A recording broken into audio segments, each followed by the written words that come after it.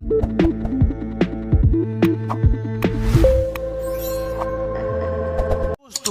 ये कहानी मेरे दोस्त की है। मेरा दोस्त बहुत बड़ा सेठ है और कंपनी का मालिक है। उसने एक ऐसी कहानी बताई अपनी बीबी के ही बारे में कि मेरा दिल दहल गया और कोई सोच भी नहीं सकता था कि वो उतना बड़ा राज लेकर अपने बीबी के साथ है। तो मेरे दोस्त ने देखिए कहानी कैसे मुझे बताई। तो चलिए शुरू करते हैं। अजीत की रेलगाड़ी 8 घंटे लेट थी। क्या करे, टिकट घर से टिकट लेते वक्त रेलगाड़ी को महज 1 घंटा लेट बताया गया था। अब एक के बाद एक हो रही अनाउंसमेंट से रेलगाड़ी 8 घंटे लेट थी। टिकट वापस करने पर 10% किराया कट जाता। बस स्टैंड जाने पर 50 रुपये खर्च होते, साथ ही समय ज़्यादा लगता। टी स्टॉल पर चाय की चुस्की लेता अजीत अभी सोच ही रहा था कि वह क्या करे, तभी उसका मोबाइल फोन घर घर आया। फोन अजीत की पत्नी का था। तुम बस से चले आओ, देखता हूँ, अजीत बोला। चाय के पैसे चुकाकर अजीत जैसे ही मुड़ा तभी उससे एक शख्स टकराया। दोनों एक दूसरे को देखकर चौंके। वह अजीत के स्कूल का सहपाठी कुलदीप था। अरे अजीत, इतना कहकर कुलदीप ने उसे गले लगा लिया और पूछा, कहाँ जा रहा है? अपने शहर, और कहाँ, रेलगाड़ी 8 घंटे लेट है, अजीत ने कुलदीप से कहा। कुलदीप बोला, मेरे होते क्या दिक्कत है? अजीत बोला, मगर तू तो मालगाड़ी का ड्राइवर है। अजीत अपने दोस्त से बोला। तो कुलदीप बोला, तो क्या, मेरे साथ इंजन में बैठ जाना, तेरे शहर से ही होकर गुजरना है, मेरे पास टिकट है। अजीत बोला। तो कुलदीप बोला, वापस कर आ, तेरा किराया भी बच जाएगा। अजीत टिकट खिड़की पर चला गया। कुलदीप चाय पीने लगा। 10 मिनट बाद मालगाड़ी चल पड़ी। मालगाड़ी के इंजन में बैठकर सफर करना अजीत के लिए रोमांचक था। कुलदीप 12वीं जमात पास करके रेलवे में भर्ती हो गया था। अजीत आगे पढ़ा। वह अब एक दवा कंपनी में मेडिकल प्रतिनिधि था। अजीत के शहर का रेलवे स्टेशन आने वाला था। आउटर पर गाड़ी एक पल को रुकी। अजीत अपना बैग पकड़कर रेलवे पटरी के दूसरी तरफ कूद गया। अजीत रेलवे लाइन के एक तरफ बनी पगडंडी पर आगे बढ़ा। रेलवे स्टेशन का चौराहा अभी दूर था। उसने अपना मोबाइल फोन निकाला और पत्नी को फोन मिलाया। फोन स्विच ऑफ था। चौराहे पर कई ऑटो रिक्शा खड़े थे। अजीत एक ऑटो रिक्शा में बैठ गया। कॉलोनी के बाहर सन्नाटा पसरा था। अजीत ग्राउंड फ्लोर पर बने अपने फ्लैट के बाहर पहुंचा। वहां घंटी बजाने को हुआ कि तभी उसके कानों में किसी अनजान मर्द की आवाज गूंजी। अजीत ने घंटी पर से हाथ हटा लिया और दबे पैर फ्लैट के पिछवाड़े में पहुंचा। 4 दीवारी ज्यादा ऊंची नहीं थी। वह दीवार फांद कर अंदर कूदा और चुपचाप बेडरूम के पिछवाड़े की खिड़की से अंदर झांका तो हैरान रह गया। भीतर अजीत की पत्नी उसके एक दोस्त के साथ रंगरलिया मना रही थी। अजीत कुछ देर तक भीतर का सीन देखता रहा, फिर धीरे धीरे पीछे हटता 4 दीवारी के साथ पीठ लगाकर खड़ा हो गया। ऐसा तो उसने कभी सपने भी नहीं सोचा था। अजीत स्वभाव का बड़ा सीधा साधा था। उसकी पत्नी सुंदर, सुघड़ और घरेलू थी। उनके 2 बच्चे प्यारे थे। अजीत के शहर से बाहर होने पर पत्नी मोबाइल फोन से ही उसका हाल चाल पूछती थी। घर आने पर उसकी सेवा में बिछ जाती थी। लेकिन अब जो सामने था वह सब अजीत की सोच से बाहर था। अजीत का माथा गुस्से से भिनभिनाने लगा था। वह बौखलाया हुआ सा इधर उधर देखने लगा। लॉन में एक खुरपा पड़ा था। वह झुका और खुरपा उठा लिया। अजीत हाथ में खुरपा थामे आगे बढ़ा। कमरे के बंद दरवाजे को हल्के से थपथपाया। सिटकनी लगी थी। उसने कंधे का एक तगड़ा वार किया।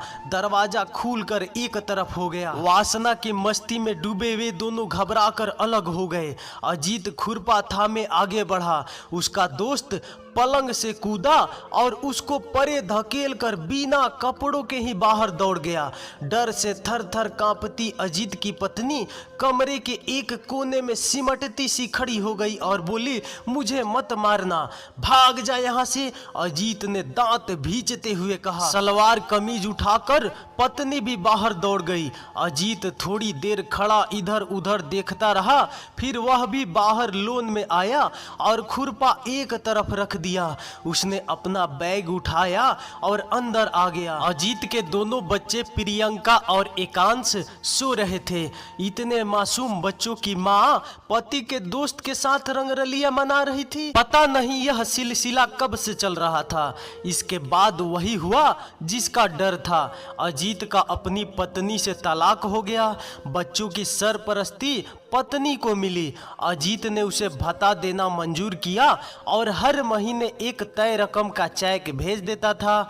एक दिन अजीत फ्लैट बेचकर दूसरे शहर में जा बसा। वह तरक्की करता हुआ मैनेजर बन गया। कंपनी के मालिक गजेंद्र की गैर हाजिरी में उनकी पत्नी गीता कभी कभार दफ्तर में आकर काम संभालती थी। धीरे धीरे उनकी अजीत से अच्छी जान पहचान हो गई। अजीत, आपका तलाक हो गया है, आप दोबारा शादी क्यों नहीं करते? एक शाम दफ्तर का काम खत्म होने पर गीता ने पूछा। दोस्तों, गीता कंपनी की मालकिन थी। उसी ने अजीत से पूछा। बस दिल नहीं मानता, अजीत बोला। अकेले कब तक रहोगे? गीता ने फिर पूछा। अजीत खामोश रहा।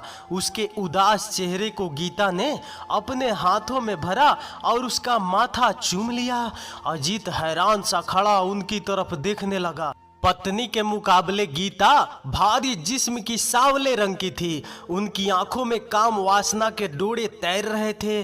गीता ने अजीत की तुलना अपने पति से की। एक तरफ 30 साल नौजवान था, दूसरी ओर 50 साल की उम्र का अधेड़। अजीत को औरत की दरकार थी और गीता को अपनी संतुष्टि के लिए नौजवान मर्द की। कुछ ही दिनों में उनके बीच के सारे फासले मिट गए। राजेंद्र कई कंपनियों के मालिक थे। काम के सिलसिले में वे ज्यादातर बाहर रहते थे। उनकी गैर हाजिरी में गीता काम संभालती थी। उनके 2 बच्चे थे जो एक बोर्डिंग स्कूल में पढ़ते थे। हैदराबाद में एक बड़ी कंपनी की मीटिंग खत्म हुई। राजेंद्र के सचिव ने ट्रेवल एजेंट को फोन किया। सॉरी सर, कल सुबह से पहले किसी फ्लाइट में भी सीट नहीं है, ट्रेवल एजेंट ने बताया। इस पर राजेंद्र अपने होटल में चले गए। घर आ रहे हो? गीता ने उन्हें फोन करके पूछा। कल सुबह आऊंगा, राजेंद्र ने जवाब दिया। अभी राजेंद्र होटल के कमरे में दाखिल हुए ही थे कि ट्रेवल एजेंट का फोन आ गया। सर, एक पैसेंजर ने अपनी सीट कैंसिल कराई है, आप आधा घंटे में एयरपोर्ट आ जाइए। राजेंद्र तुरंत एयरपोर्ट पहुंचे। 2 घंटे बाद वे अपने शहर में थे। राजेंद्र ने मोबाइल फोन निकाला, फिर इरादा बदलते हुए सोचा कि अब आधी रात को क्यों ड्राइवर को तकलीफ दे। लिहाजा वे टैक्सी से अपनी कोठी पहुंचे। वहां उन्हें अपने मैनेजर अजीत की कार खड़ी दिखी तो वे चौंक गए। राजेंद्र ने इधर उधर देखा, फिर वे अपने घर के पिछवाड़े में पहुंचे। एक कार उनकी कोठी के पिछवाड़े की दीवार को छूती खड़ी थी। वे उसकी छत पर जा चढ़े और फिर दीवार पर चढ़ गए और लॉन में कूद गए। उनके अंदर कूदते ही पालतू कुत्ता भूका, फिर मालिक को पहचानते हुए चुप होकर उनके कदमों में लौटने लगा। राजेंद्र ब्रीफ केस थामे दबे पैर चोरी से पिछवाड़े के कमरे का दरवाजा खोलकर अंदर दाखिल हुए। उनके कानों में ऊपर की मंजिल पर बने अपने बेडरूम से हंसने खिलखिलाने की आवाज आई। वे दबे पैर सीढ़ियां चढ़ते हुए ऊपर पहुंचे।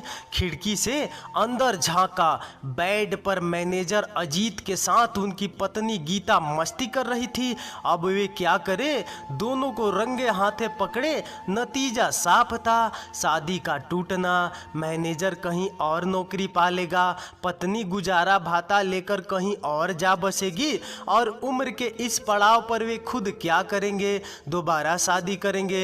दूसरी पत्नी भी ऐसी ही निकली तो वे धीरे धीरे पीछे हटते गए, दूसरे कमरे में चले गए और कुर्सी पर बैठ गए। उधर कमरे में जब वासना का ज्वार शांत हुआ तो अजीत व गीता अलग हो गए। क्या तुम्हारी बीबी ने दूसरी शादी कर ली? गीता ने पूछा। नहीं। क्यों? औरत बदनाम हो जाए तो दोबारा घर बसाना मुश्किल होता है। और मर्द? गीता ने पूछा। तो अजीत बोला, मर्द पर बदनामी का असर नहीं पड़ता। तो तुमने दोबारा शादी क्यों नहीं की? गीता बोली। तो अजीत बोला, मुझे किसी भी औरत पर अब भरोसा नहीं रहा। इस पर गीता एक टक उसकी तरफ देखने लगी। साथ वाले कमरे में राजेंद्र उनकी बातचीत सुन रहे थे। अजीत के जवाब ने गीता का मजा किरकिरा कर दिया था। वह उनके साथ जिस्मानी रिश्ता तो बना सकता था, पर उन्हें वफादार साथी नहीं मान रहा था। इस बीच राजेंद्र को शरारत सूझी। उन्होंने अपना मोबाइल फोन निकाला, पत्नी का नंबर मिलाया और धीमी आवाज में कहा, मैं एयरपोर्ट पर हूँ, दूसरी फ्लाइट में सीट मिल गई थी, 10 मिनट में घर पहुँच जाऊँगा। गीता ने अजीत को बताया। वे दोनों हड़बड़ाहट में कपड़े पहनने लगे। पालतू कुत्ता अभी तक मालिक के पास बैठा था। राजेंद्र ने उसको इशारा किया और धीमे से दरवाजा खोलकर उसको बाहर निकाल दिया। अजीत सीढ़ियां उतरता नीचे लॉन में आया, तभी पालतू कुत्ता उस पर झपट पड़ा। बचाव के लिए गीता लपकी, मगर तब तक कुत्ते ने अजीत को 3-4 जगह पर काट खाया था। अजीत किसी तरह अपनी कार में सवार हुआ। गेट बंद कर गीता कुत्ते की तरफ लपकी और चैन पकड़कर उसको एक जगह बांध दिया। इसके बाद गीता अपने पति का इंतजार करने लगी। ड्राइंग रूम में बैठे बैठे उनकी आंख लग गई। मौका देखते ही राजेंद्र चुपचाप बेडरूम में जाकर सो गए। सुबह जब गीता जागी तो उन्होंने राजेंद्र को बेडरूम में पाकर घबराते हुए पूछा, आप कब आए? राजेंद्र बोले, 3 बजे। तब तुम ड्राइंग रूम में सो रही थी। अपना डॉगी अब खतरनाक हो गया है, उसको निकाल दो, गीता ने बताया। क्यों, क्या हुआ? राजेंद्र ने पूछा। तो गीता बोली, कल एक पड़ोसी पर झपट पड़ा, चेन से बांध कर रखना था। इतना कहकर राजेंद्र बाथरूम में चले गए। तैयार होकर वे अपने दफ्तर पहुंचे। अब तक अजीत नहीं आया था। कल किसी कुत्ते ने अजीत को काट खाया है, असिस्टेंट मैनेजर ने राजेंद्र को बताया। राजेंद्र के दफ्तर जाने के बाद गीता घर की सफाई करने लगी। बेडरूम के साथ वाले कमरे में सिगरेट के जले टुकड़ों का ढेर लगा था। वे चौंकी कि कल शाम तक तो कमरा साफ सुथरा था, फिर इतनी सारी सिगरेट कैसे, किसने पी? वे सारा माजरा समझ गई। उन्होंने एयरपोर्ट इंक्वायरी फोन किया। वहां से पता चला कि राजेंद्र तो रात को ही घर आ गए थे। वे बेचैन हो गई। अजीत अस्पताल में था, उसके हाथ पैरों पर पट्टियां बंधी थी। तभी उसका मोबाइल फोन बजा। मेरा अंदाजा है कि राजेंद्र को हमारे संबंध का पता चल चुका है। कल रात को वे 12 बजे ही घर आ गए थे, गीता ने बताया। तो अजीत बोला, अब हम क्या करें? तो गीता बोली, खामोश रहो। 7 दिन बाद अजीत दफ्तर आया। आवारा कुत्ते आजकल कम होते हैं, आप पर कोई कुत्ता कैसे झपटा? राजेंद्र के सवाल पर अजीत चुप रहा। आप सिगरेट कौन सी पीते हैं? अजीत ने अपना सिगरेट का पैकेट निकाल कर दिखाया। तब राजेंद्र ने अपनी मेज की दराज खोली और एक पैकेट निकाल कर सामने रखते हुए कहा, यह पैकेट मेरी कोठी में कोई छोड़ गया था।